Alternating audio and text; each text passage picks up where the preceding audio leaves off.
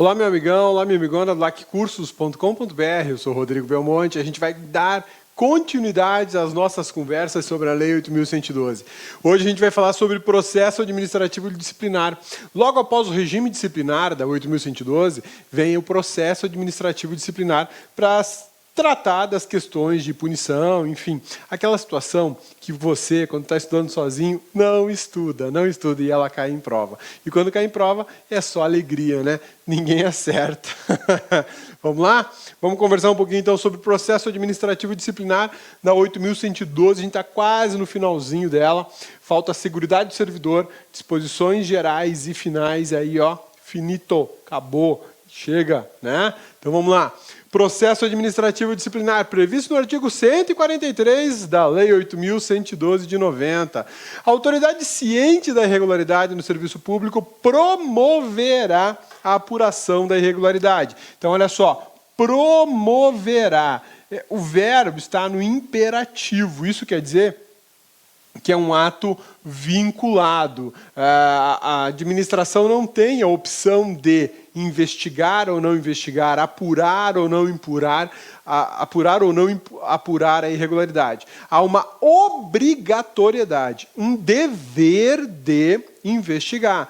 Tomou ciência do fato, é dever do servidor representar pela investigação. E se você for a autoridade competente, é dever da autoridade promover a apuração dos fatos, investigar e, se for o caso, punir a pessoa que praticou a irresponsabilidade, a pessoa que praticou a situação faltosa. Belezinha? Sussa, nisso aqui não existe discricionariedade. O ato é vinculado e caberá, portanto, a instauração de processo administrativo disciplinar, seja ele por sindicância, seja ele como PAD, estrito sensu, tá bom? Dever de investigação é ato vinculado, poder disciplinar e hierárquico da administração pública. O instrumento da investigação, ou seja, a forma como vai se desenvolver a investigação ou a apuração da irregularidade, da falha, da falta, será por meio de sindicância ou processo administrativo disciplinar. Sindicância ou processo administrativo disciplinar. O cabeça vai abrir uma outra tela aqui, só vai fechar essa aí, aguenta a mão, que o cabeça precisa de uma telinha branca. Não foi aberta antes. Ah, tá aqui minha tela branca. O cabeça, não aparece nada, agora vai aparecer, olha só, a telinha branca que o cabeça precisava para te explicar um conceitozinho, que é o seguinte. Quando a gente fala em processo administrativo,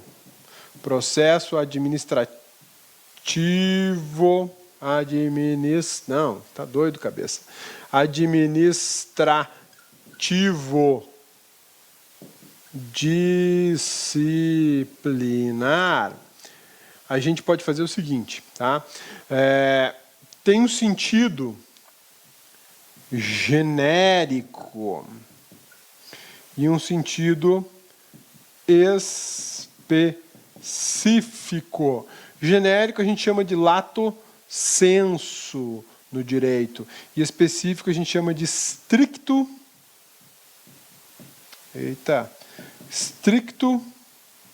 sensu, tá bom? Específico e genérico. Quando a gente fala específico, a gente está falando especificamente do PAD. O terror do servidor, processo administrativo disciplinar. Quando a gente fala no sentido genérico, eu estou falando do inquérito, estou falando da sindicância e de quaisquer processos de forma geral, tá? De forma geral. Então, a gente vai ter que dar atenção muito agora para a sindicância e para o PAD. Belezinha? Isso aqui é só para você gravar aí no seu material, anota aí no seu material de apoio, que existem essas duas possibilidades. Um sentido mais genérico, um sentido mais amplo, né? E aqui um sentido mais restrito do conceito, que você pode encontrar em provas, em livros, em material dos seus concorrentes, né? Ô, cabeça, eu não vejo material de concorrente, não. Beleza, então olha só o material do LAC para direito administrativo, que você está bem na foto, né? E agora o cabeça fez a graça de perder a tela da aula, né, cabeça? E cabeça, o que não é canseira, né? Vamos lá, cadê a telinha da aula? Vamos abrir outra vez. Cabeçudo.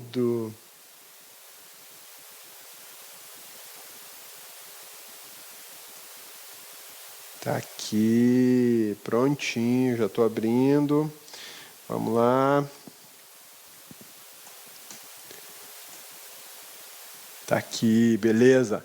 Então, olha só, como a gente estava falando, o processo administrativo disciplinar ele tem um sentido genérico e um sentido amplo. Quando eu falo no sentido genérico, eu incluo aí o inquérito, incluo uma sindicância ou qualquer outro processinho informal. Agora, quando eu quero falar do processo administrativo em sentido restrito, ele tem o mesmo nome, PAD, né? Processo Administrativo Disciplinar. E ele se presta para demissões, cassações de aposentadoria, ou seja, para situações mais graves. A gente vai ver isso em breve na aula.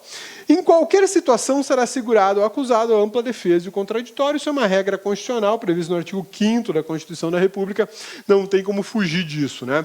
Instrumento de identificação da responsabilidade do agente público é aplicável aos servidores civis federais e, inclusive, aos servidores comissionados. Eu vou instaurar um PAD tanto contra servidores ocupantes de cargos comissionados ou função de confiança, também em relação aos servidores de cargos efetivos, aquele que fez o concurso. Ninguém escapa do PAD. Pisou na bola, vai ter que se virar nos 30 num PAD, né?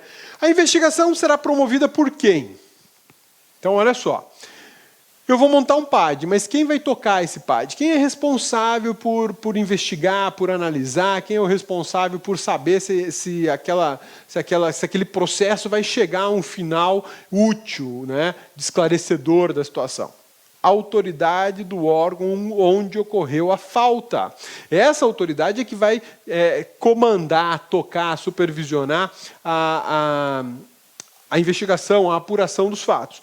Ou outra autoridade de outro órgão diversa daquela onde aconteceram os fatos. Então, aqui você tem que prestar muitíssima atenção, meu amigo, pela seguinte situação. Você pode ter o próprio órgão investigando pela sua autoridade máxima, lógico, designando uma comissão para fazer toda a investigação. Ou você pode ter um outro órgão que não tem nada a ver com aquele onde ocorreu o fato, fazendo a investigação. Isso é bem interessante, né? E não é difícil de acontecer. Então, olha só, você tem aqui na Procuradoria, deixa eu colocar em canetinha aqui preta, tá? Olha só, vou te dar um exemplo. Você tem aqui, ó, a Procuradoria da República em Anápolis, Goiás. Beleza? Este é o órgão, Procuradoria da República, Anápolis, em Goiás. Ok? Aqui, na PRM de Anápolis, ocorreu a falta. Ok? E o chefe da PRM mandou instaurar o quê? Um PAD. Então, o procurador determinou a instauração de PAD. Beleza. Esse é o caso mais simples. O chefe da unidade manda instaurar o PAD e vai seguir o PAD. Agora, pode acontecer diferente. Pode acontecer diferente. Qual que seria a diferença? Um outro órgão tocar a investigação. Vou chamar de PGR, Procuradoria Geral da República. É outro órgão. Tecnicamente é outro órgão, não é o mesmo órgão. Eles fazem parte da mesma estrutura, o Ministério Público da União, mas a PGR é outro órgão. E a PGR pode designar uma autoridade para investigar os fatos. Então, olha só, o PAD passa a ser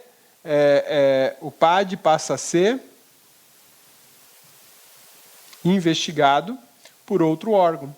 Isso é perfeitamente possível. A Lei 8.112 autoriza isso, né? Nesse caso, obviamente, existirá uma delegação de competência. Tá? Senão, o outro órgão não vai poder investigar. Tem que existir a delegação de competência. Essa delegação de competência tem que estar prevista em lei ou RI. O que é o RI? Regimento interno. Um ou outro vai ter que estabelecer que o PAD pode ser tocado por outro órgão, né? Outro órgão que tem interesse. Poderia ser, talvez, sei lá, o Ministério da Justiça, sim, desde que houvesse lei estabelecendo que o Ministério da Justiça poderia investigar uma falta. Investigar que eu estou falando aqui é um PAD, é um processo administrativo disciplinar. Porque você tem que lembrar uma outra coisa. Eu dei o exemplo do Ministério da Justiça e já me ocorreu uma outra situação. O Ministério da Justiça tem um órgão super importante, ele que é o DPF. O que é o DPF? Departamento de Polícia Federal. O Departamento de Polícia Federal também pode investigar. Mas aqui a investigação é por inquérito policial e é para apurar crime. Apurar crime. O PAD, ele é para apurar ilícito administrativo. Tá? Fique esperto aí. O PAD é para apurar ilícito administrativo. Não me venha falar de PAD para apurar crime. Não tem PAD para apurar crime. Para apurar crime, a gente tem o quê? Inquérito policial. E se for um crime, uma falta administrativa que repercutiu o crime na esfera da Procuradoria da República em Anápolis, isso é de interesse federal. Aí entra o DPF na jogada para investigar um possível crime praticado por servidor. Tá? Beleza? Então, olha só. O que a lei fala? Quem vai investigar a falta, a falha administrativa? O próprio órgão, a autoridade do próprio órgão vai comandar essa investigação. Pode ser que não, que outro órgão faça. Ele deu o exemplo aqui da Procuradoria-Geral da República, que tecnicamente é outro órgão, é um órgão diferente da Procuradoria da República em Anápolis, que é uma procuradoria municipal pequenininha. Isso aqui é como se fosse uma delegação de competência, é uma delegação de competência, né?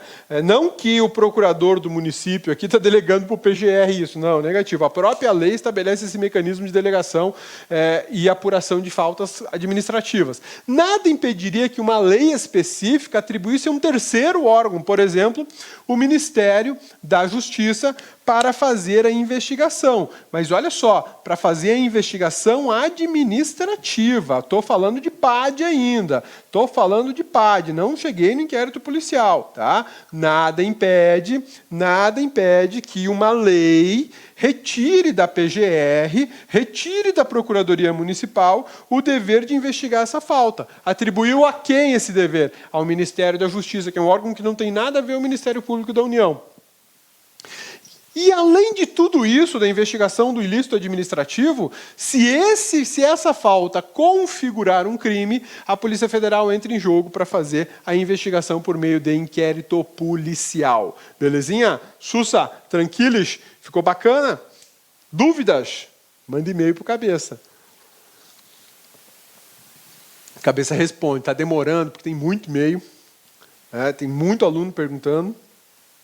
E o Cabeça não está dando conta de preparar a aula e responder e-mail, tá? Cabeça vai colocar o filho dele, de 10 anos, o Guilherme, para poder responder os e-mails de Cabeça, do Cabeça, tá bom? Ô Cabeça, espera aí, seu filho de 10 anos vai responder e-mail de direito administrativo e constitucional?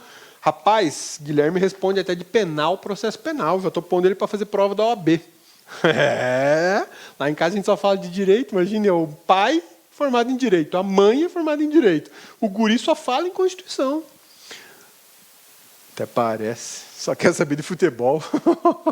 Vamos lá. A investigação será promovida, portanto, por autoridade de órgão onde ocorreu a falta, ou autoridade de órgão ou entidade diversa daquela que tenha ocorrido a irregularidade. Nesse caso, será necessária uma delegação específica, de caráter permanente ou temporário, efetuada pelo Presidente da República, Presidente do Poder Legislativo ou dos tribunais, ou ainda pelo PGR. Para tudo isso, sempre vai precisar de lei. Tá? As representações exigem identificação do representante. Olha que doideira isso. O que é representação? Representação é a reclamação que você vai fazer. Representação é você o dedo duro, você vai apontar o dedo, ó, aquele ali fez isso, tá? Quero que investigue. Essa é uma situação muito delicada da 8.112, que ela exige que as representações sejam feitas por escrito e com identificação do representante e do seu endereço. Olá, meus amigos! E aí, gostou da aula do professor? Grande aula! Quer continuar assistindo essa videoaula? Aliás, quer fazer o nosso curso completaço para a Universidade Federal do Ceará 2016, edital publicado? Então acesse o nosso site laconcurso.com.br e você vai ter um curso aí fantástico que vai te ajudar na sua preparação. Só mais um recado. Tá vendo o material dessa aula que você acabou de assistir?